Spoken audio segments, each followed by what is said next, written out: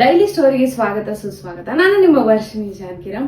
ಇವತ್ತು ನಾನೊಂದು special story ಜೊತೆಗೆ ಬಂದಿದ್ದೀನಿ. ಆ ಸ್ಟೋರಿ ಕೂಡ ರಾಮಾಯಣಕ್ಕೆ ಸಂಬಂಧಪಟ್ಟಿರುವಂತದ್ದೇ. ಸೊ ಮತ್ತೆ ತಡ ಶುರು ಮಾಡೋಣ. ಎಸ್,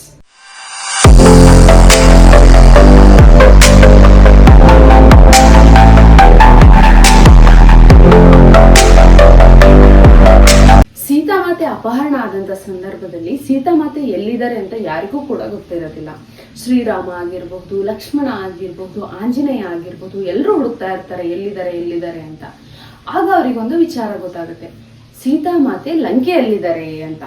ಸೊ ಇವಾಗ ಲಂಕೆಗೆ ಹೋಗ್ಬೇಕಲ್ಲ, ಲಂಕೆಗೆ ಎಲ್ಲರೂ ಹೋಗಕ್ಕಾಗಲ್ಲ. ಯಾಕೆ ಅಂತ ನಿಮ್ಗೂ ಗೊತ್ತು, ಆಗಿನ ಕಾಲದಲ್ಲಿ ಸೇತುವೆ ಇಲ್ಲದೆ ಇರುವಂತಹ ಕಾರಣಕ್ಕಾಗಿ ಈ ಭಾರತನ ದಾಟಿ ಲಂಕೆಗೆ ಹೋಗ್ಬೇಕು ಅಂದ್ರೆ ಅಸಾಧ್ಯ ಆಗಿರುತ್ತೆ. ಈಜಾಡ್ಕೊಂಡು ಹೋಗಕ್ಕಾಗಲ್ಲ ಅಷ್ಟು ಕಿಲೋಮೀಟರ್ ದೂರ.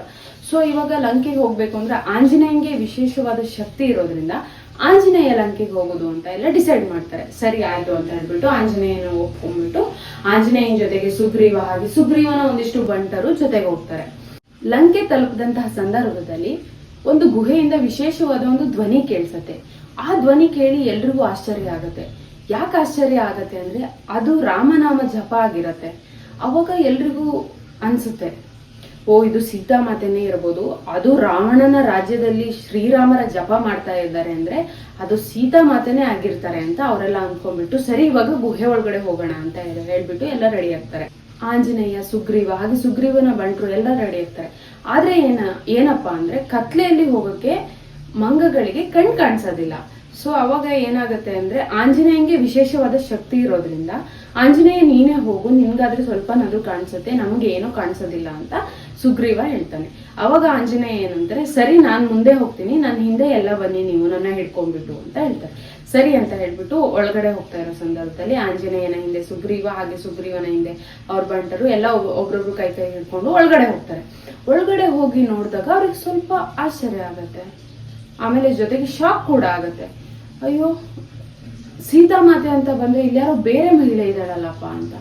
ಇವಾಗ ಆಂಜನೇಯಂಗೆ ಒಂದು ಕುತೂಹಲ ಆಗುತ್ತೆ, ಇದ್ಯಾರು ಇರ್ಬೋದು, ಅದು ರಾವಣನ ರಾಜ್ಯದಲ್ಲಿ ರಾಮನಾಮ ಜಪ ಮಾಡ್ತಾ ಇರೋಳು, ನೀನ್ ಯಾರು ತಾಯಿ ಅಂತ ಆಂಜನೇಯ ಅವಳಿಗೆ ಕೇಳ್ತಾನೆ. ಪ್ರಶ್ನೆಗಳ ಮೇಲೆ ಪ್ರಶ್ನೆಗಳನ್ನು ಕೇಳ್ತಾನೆ ಕುತೂಹಲಕ್ಕೆ. ಆ ಮಹಿಳೆ ಎದ್ನಿಟ್ಬಿಟ್ಟು ಹೇಳ್ತಾಳೆ, ನಾನು ಸ್ವಯಂ ಪ್ರಭಾದೇವಿ ಅಂತ. ನನಗ್ ಗೊತ್ತಿತ್ತು ನಿನಗೆ ನನ್ನ ಹುಡ್ಕೊಂಡ್ ಬರ್ತೀರಾ ಅಂತ. ಅರೆ ನಾನ್ ಹುಡ್ಕೊಂಡ್ ಬರ್ತೀನಿ ಅಂತ ನಿನಗೆ ಗೊತ್ತಿತ್ತು, ಅಷ್ಟಕ್ಕೂ ನಾನ್ ಯಾರು ಅಂತ ನಿನಗೇನ್ ಗೊತ್ತು ಅಂತ ಆಂಜನೇಯ ಸ್ವಯಂ ಪ್ರಭಾದೇವಿಗೆ ಕೇಳ್ತಾನೆ.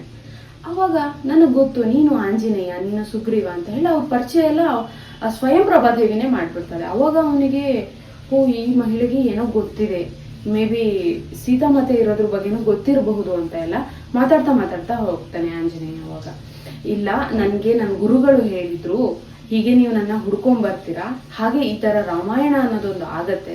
ಶ್ರೀರಾಮರ ಪತ್ನಿ ಆದಂತಹ ಸೀತಾಮಾತೆನ ಹೀಗೆ ರಾವಣ ಅಪಹರಣ ಮಾಡ್ತಾನೆ, ಅವಳನ್ನ ಹುಡ್ಕೊಂಡು ಶ್ರೀರಾಮ ಲಂಕೆಗೆ ಬರ್ತಾನೆ, ಈ ತರ ಯುದ್ಧ ಆಗತ್ತೆ, ಹಾಗೆ ಆಂಜನೇಯನು ಇಲ್ಲಿಗೆ ಈ ಗುಹೆಗೆ ಬರ್ತಾನೆ ಅಂತ ಎಲ್ಲ ನನ್ನ ಗುರುಗಳು ನನಗೆ ಮುಂಚೆನೆ ಹೇಳಿದ್ರು, ಹಾಗಾಗಿ ನನಗೆ ಗೊತ್ತಿದೆ ಅಂತ ಸ್ವಯಂ ಪ್ರಭಾದೇವಿ ಆಂಜನೇಯಂಗೆ ಬೆರಗಾಗೋ ತರ ಹೇಳ್ಬಿಡ್ತಾಳೆ.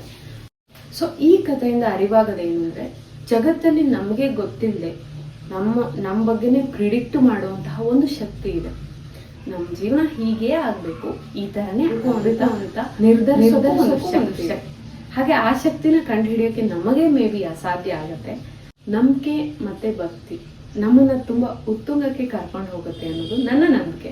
ಆಂಜನೇಯಂಗೆ ಗೊತ್ತಿಲ್ಲದೆ ಇರುವಂತಹ ಶಕ್ತಿ ಒಂದು ಇತ್ತು ಅಂದ್ರೆ ನಮ್ಗೆ ಗೊತ್ತಿಲ್ಲದೆ ಇರುವಂತಹ ಶಕ್ತಿ ಎಷ್ಟಿರಬಹುದು ಅನ್ನೋದು ನನ್ನ ಅಭಿಪ್ರಾಯ.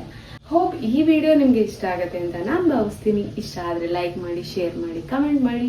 ಹಾಗೆ ಮುಂದೆ ನಿಮ್ಗೆ ಯಾವ ತರಹ ವಿಡಿಯೋಗಳು ಬೇಕು ಅನ್ನೋದು ನನಗೆ ತಿಳಿಸಿ, ನಾನು ಆ ವಿಡಿಯೋನ ಮಾಡೋಕ್ಕೆ ಟ್ರೈ ಮಾಡ್ತೀನಿ. ಮುಂದಿನ ವಿಡಿಯೋದಲ್ಲಿ ಮತ್ತೆ ಭೇಟಿ ಆಗ್ತೀನಿ ಹೊಸ ಕಥೆಯ ಜೊತೆಗೆ. ಅಲ್ಲಿವರೆಗೂ ಟೇಕ್ ಕೇರ್, ಬಾಯ್.